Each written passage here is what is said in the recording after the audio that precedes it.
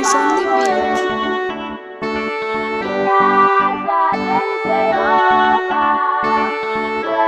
Maravilha Studio.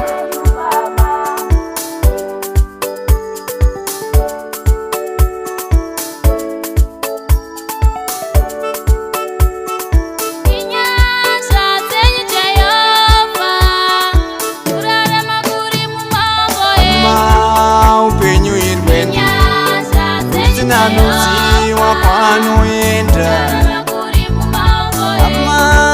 Upenyu irwendo usina noziwa kwanoenda.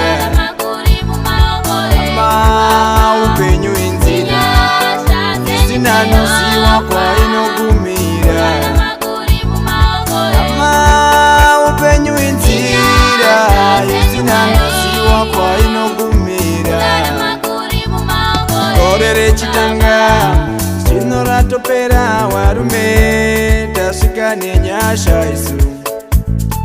Kubva rechitanga kusvika patiri pano varume tasvika nenyasha isu.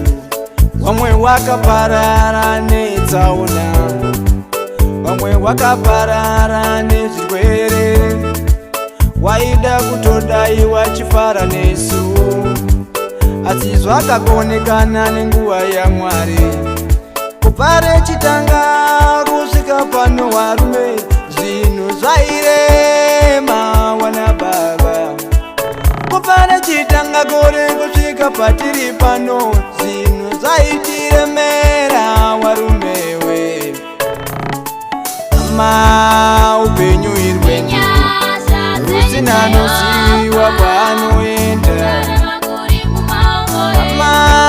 Upenyu irwendo usina noziwa kwaanoenda.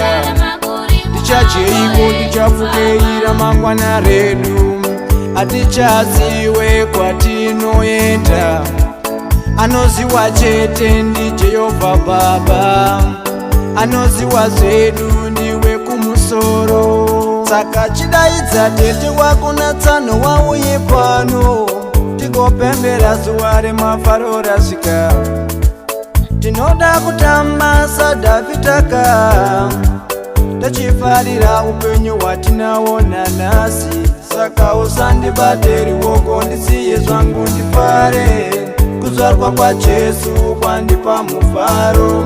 Saka ndisiye ruoko rwangu usandibate, kuzvarwa kwake Yahwe kwandipa mufaro.